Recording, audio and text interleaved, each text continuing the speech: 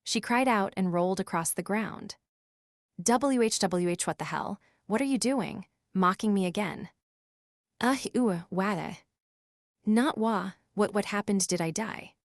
Glaring at Louis in disbelief, Subaru raised his voice frantically. Louis was lying flat on the grass, groaning and flailing her arms and legs like a child. He didn't know what her goal was, or what more importantly. Where is this? Subaru tore his attention away from the Archbishop as he cautiously checked his surroundings. He was greeted by a wide, vibrantly green plain. There were flowers here and there swaying in the breeze. It was an impossible sight for the Auguria Dunes. The grass is real, and it tastes blah blah, it's definitely grass. The clump he pulled up smelled like vegetation. It was the real deal. And his wounds and the condition of his clothes, the scars of the battle earlier that had enveloped the entire Pleiades Watchtower, were still there. Meaning that battle had actually happened, and Subaru had not died yet. The enormous black shadow that had attacked the green room, he had survived being swallowed up by. Rem, where's Rem? If Louis was there, then Rem should be, too, since he had been holding her.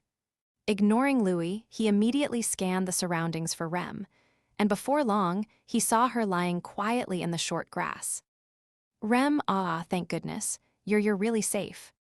Running over, he confirmed she wasn't injured and slumped in relief. There were no obvious external wounds. Her body heat and breathing were the same as ever. With a heartfelt relief, Subaru wiped the sweat from his brow and looked around. There was no trace of the tower or his friends anywhere. Emiliatan, Biko, Ram. No, Aza. He shouted in the hopes that even if he couldn't see them, they might still answer, but his voice echoed hollowly. The only response came from Louis, lying on the ground. Whatever she was planning in this unmanageable situation, he was the only one who could protect Rem, so he stood up to confront Louis. As he moved his arms to get up, there was a tug. Hey. A hoarse gasp escaped him. The pull on the hem of his clothes wasn't that strong, but still, he couldn't move. His knees trembling, he started sweating incomprehensibly heavily. It was a genuinely strange impulse. His insides all started moving, and everything that made up the human Subaru Natsuki went wild, stricken by the sight. Blah. Slowly, her eyelids quivered, beginning to open. The faint blue of a clear lake that had been hidden behind those eyelids. He had loved how joyous and cheerful her eyes were, their occasional impish gleam, that pleading gleam that made his heart ache. He had always loved that gleam. Ray. His heart leaped, his throat quivered, and he was speechless, like something was blocked. It was blocked, it was. His chest was filled with so many emotions. The words he wanted to say, the things he wanted to tell her, the pleas he wanted to make, they were all bottled up inside. Irem. His lips quivered, calling her name wistfully. Pathetically, even just that much was a struggle that he failed several times to achieve. Had he said it clearly enough for her to understand? Or was it just his imagination, and he'd failed to convey the most important things? Rem. A stream of tears poured from his eyes each time he spoke her name. Blinking quietly, her eyes showed a faint but clear light. At that point, he could tell that his desperate plea really wasn't just a trick of his eyes. She was really there, Rem was there. Blah. Weakly moving her lips, Rem tried to say something. Just a single hoarse sound from her lips was heartrending to Subaru. Talking to her as she slept all this time, her shallow, sleeping breaths his only confirmation she was still alive. He had spent so many days and nights vowing in his heart to get her back, but in all that time, he had never once heard her voice. Closing his eyes, he could remember her voice calling to him, saying his name, all the time they had spent together. But they were all memories. He wanted to hear her voice again in a new tomorrow. And that was finally coming true. That wish was finally being realized. Rem, it's all right, take your time. Elahi. Her lips slowly, impatiently quivered. He should be getting her some water to drink, but there was no obvious water around, and he couldn't take his eyes off her. One word was enough, if she would just say his name again. Just that one word would be enough. Ariou. Irem. Her lips moved softly, seeking something to wet her hoarse throat. She wet her tongue with saliva and managed to summon enough strength to open her mouth. And in those blue eyes, where Subaru could see his reflection. Who are you? Kneeling there, peering into her face, Subaru caught his breath. When he finally let go of the breath that he'd been holding for a painfully long time, he thumped his chest. Again, and a third time, pleading with himself. You already considered this possibility. He had considered the possibility that Rem wouldn't remember him when she woke up.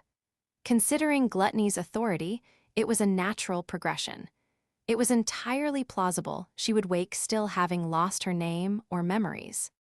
It was entirely plausible, so there was no way he wouldn't have considered it. Of course, that didn't mean the impact, the pain of it was nothing. But he wasn't so pitiful to act the tragic hero, despairing and cursing his fate or raging at the unfairness of it all. And more than anything, she had already told him. Show me how cool you are, Subaru. My name is Subaru Natsuki. Clenching his teeth, Subaru looked down as the grief threatened to overcome him, and his expression twisted. Rubbing his face, he put on his best brave face and smiled at Rem. With that cheerful, entirely unfounded smile that was befitting of Subaru Natsuki. You might not remember it yet, but I'm. You are. Subaru's words trailed off for a moment, and he closed his eyes tightly. And then he looked back into those blue eyes and continued.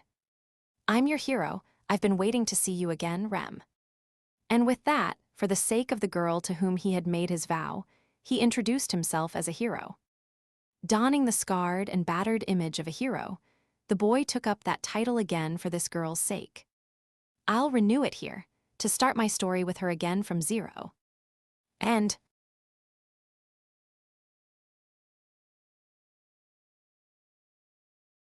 Afterword.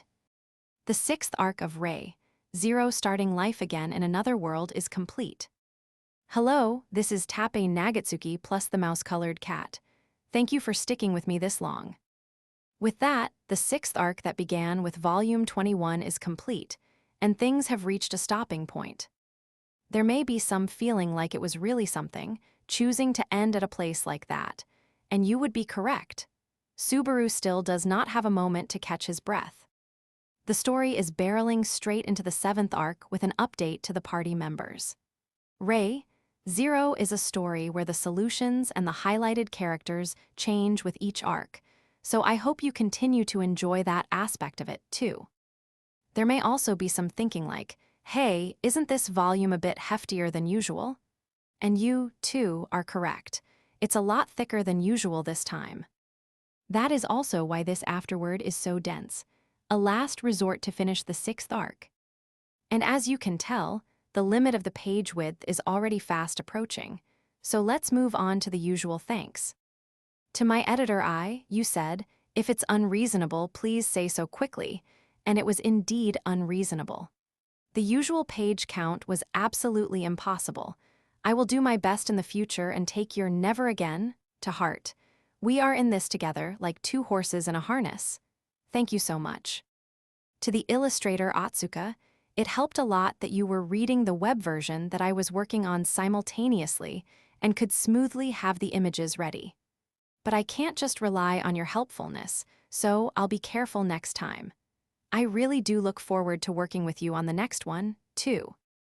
To the designer Kusano, the cover with such odious characters on it is a masterpiece. I'm sorry for the underwhelming vocabulary I use for my thank yous in each volume. I love you. A sudden confession.